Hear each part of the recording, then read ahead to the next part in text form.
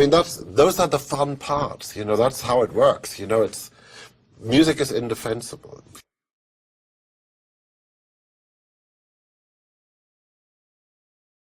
My big fear is that, because it's expensive, that the idea of the orchestra will die, you know, and look, the record business is gone, and really honestly, how often could Deutsche Grammophon or Decca re-record, you know, Mozart's Kleine Nachtmusik, you know? So it's about writing new stuff. And I don't think people really realize that one of the important things about Hollywood is that it commissions not just one, but like countless pieces for orchestral music every day. And so it keeps the tradition, it keeps the whole thing alive, which is, I think, really rather important. You know, I mean, I think we would be in a sort of slightly sad world if it was all synthesizers, and if you didn't have the possibility anymore of some kid being beaten through its violin lessons and then suddenly discovering that it's actually something really great and that they don't get the chance anymore to play in an orchestra. You know, that the tradition of orchestras goes away. So I'm just trying to be a little protective of that. And so by reinventing how orchestras sound all the time, or you know, doing things additionally with electronics, or whatever it is, you know, whatever it is, so keeping that sound fresh. So nobody can ever say, oh, it just sounds like boring classical music, which isn't boring, but, you know, just making sure that it doesn't die. You know, that's why I suppose why I say things, you know, there's still 1,000 mysteries left in the orchestra that nobody's heard, just because one or two people might go, oh, I want to hear those. Do you see that, sehen Sie die Gefahr, dass die Orchester auch eingehen können? Klar. Yeah, of course. I mean, look, it's really expensive. You know, it's very expensive to maintain an orchestra. It's, let alone the work or you need a hall. You need a hall. You usually need a large piece of real estate in a very expensive part of town. Usually, I mean, think about it like that. You know, it's. And to become a musician, you know, people always are going on how doctors and lawyers, they study for so long, they work so hard before they can be lawyers or doctors. You know, musicians start when they're 3 years old, and they work, you know, they practice forever. So it's not like something that seems. Plus, it doesn't seem to be a natural career path, because most musicians are incredibly broke and not really good marriage material. So the downside is vast, and people not going to, you know, there's a vast amount of snobbery as well between classical music, you know, and whatever the thing is we do, we film composers, with our entertainment. But at the same time, you know, people aren't being drawn to the orchestra anymore. It's not like they want to go and see a U2 concert and they don't want us to go and see an orchestral concert. And I think, in a funny way, if we film composers can help to revitalize this or keep it alive, you know, Howard Shore traveling around the world doing the Lord of the Rings thing, you know, the other ring cycle. I mean, that's a great thing. And instinctively, and you know, I'm trying to be cautious about this, because of course I love it because I'm a musician, but I think the world wouldn't be such a good place anymore if we didn't have orchestras, or if we didn't have the possibilities of that anymore. Because something very specific happens when you have an orchestra playing, and it's an experience that very few places you can get it.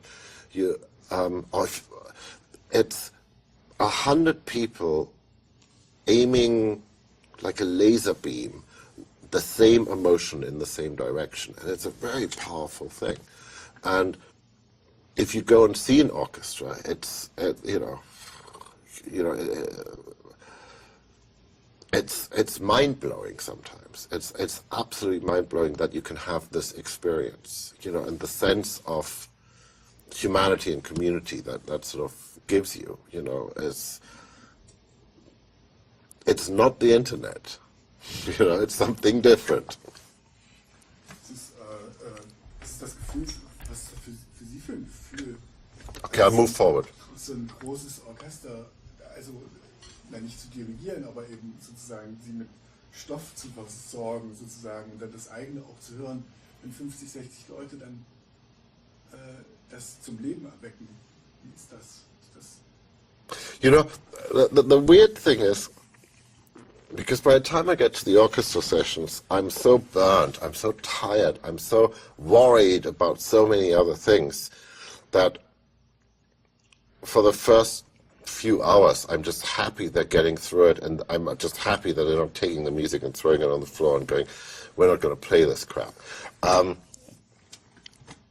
And, somewhere in the middle of the recording, there usually happens a moment where you go, oh, yeah, great playing. But, it's there's a sort of a disassociation that happens when I'm with the orchestra, whereby they're not playing my music, and, how pretty is my music or something like this.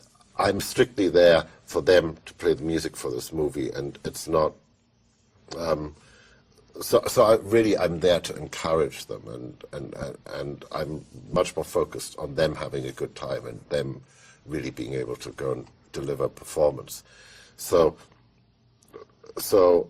it's not about, it feels great that they're playing my music. Sometimes it feels dreadful that they're playing my music, when it doesn't quite work out. But that's the only time when you really think, oh God, what have I done? But the thrill is to be amongst the musicians. The thrill is to be, and it is, directors are very envious of what I do, because when a director does a crowd scene with 100 people, it's like shambles for the longest time. Nobody knows what they're doing, and they're all over, like doing the battle scene in Gladiator. I mean, that wasn't easy, And then Ridley comes in, and I got a 100-piece orchestra, and they all sit down, and they open the music, and they play it right away. They sight read the whole thing, and the first time through, it sounds like a performance. It sounds like music. You won't believe it, but it sounds like music, and it's and partly I'm trying to make it a great experience for the director as well. I mean, a truly sort of. In a way, it's the last thing he has to do. It's the last thing that's really going to affect his movie. So, there's some responsibility there. You don't want to go and ruin the movie by your crazy, clever ideas. And I do come to the orchestra sessions very prepared. No stone has been left unturned. But it's really, I want them to play for the director a bit as well. A little, let him have a good time.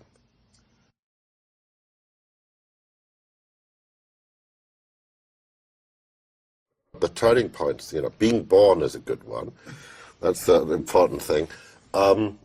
Having parents that encourage you to listen to music, I mean, going to my first opera when I was, I don't know, 2 or 3 years old.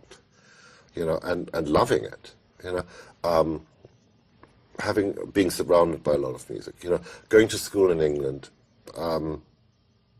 because there was a completely different way of looking at human beings than the German school system or the German mentality, where everybody, in my day, certainly assumed you were an idiot to begin with, while in England you had to prove that you were an idiot, so they give you the benefit of the doubt, so that was very surprising, and that sort of the more relaxed freedom, England had. Doing A World Apart was sort of good to get my teeth into.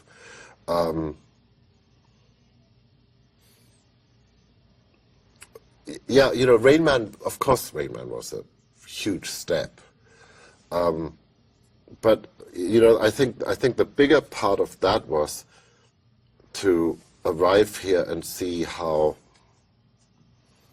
willing people were at supporting ideas and helping you and just, rather than coming to Hollywood and thinking it was about it's impossible to do things, which is, really what we come a bit from that in our European tradition, where everybody tells us, no, you can't do that, or it's too expensive, or it's too crazy, or who's going to see this like this, whatever.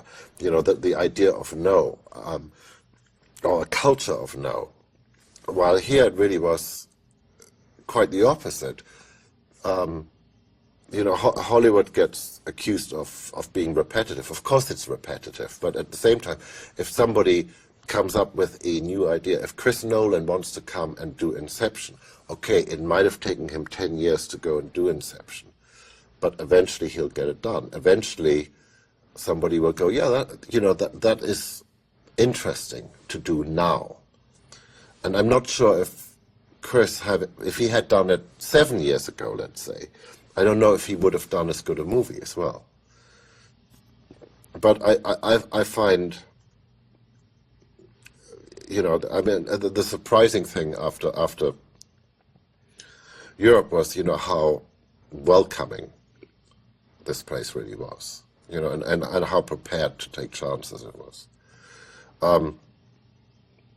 Lion King was, of course, it was huge, especially because I did it for all the wrong reasons. I mean, I did it for my daughter because I wanted to show off as dad, and I was doing all these grown-up movies where people were getting killed, and I couldn't take her to a premiere. I wanted to do something to take my kid to a premiere, and it was, and it was surprisingly emotional doing that movie. It deals with a father's death, so it's got a lot more depth than the surface let me believe, and it shocked me, my own response. Once I started writing on it, because I was thinking, oh, this is going to be easy, that it, and it wasn't like it was hard, but the emotional involvement suddenly became, profound as opposed to hard. And really it was Lion King that got Terry Malick interested in me, for instance.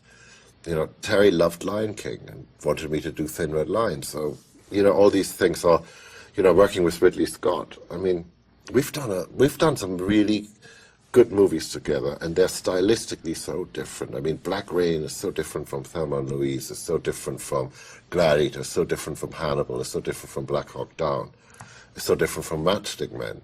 I'm sure I'm leaving some out. So, working with people who are like me, that, they get a little bored doing the same thing, and, off they go to try to do something completely different. I mean, that's a big part of it.